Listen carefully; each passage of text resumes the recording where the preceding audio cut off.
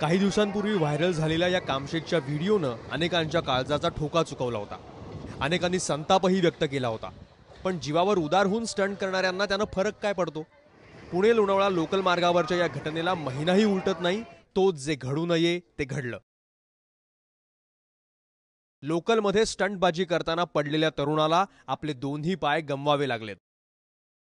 एक गाडीतून मुलगा पडला होता।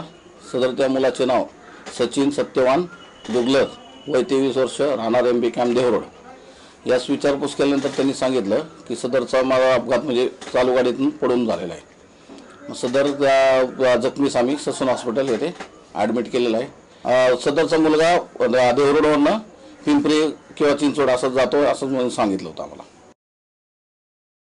हे दृश्य अशी आहेत जी आम्ही तुम्हाला दाखवूही शकत नाही।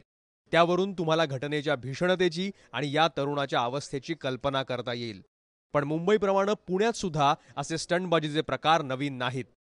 सध्या जे मुलामध्ये स्टंटबाजीचं आहे, कामशेटमध्ये थोड्या दिवसापूर्वी जे झालेलं आहे ते पण क्लिप आलेलं आहे।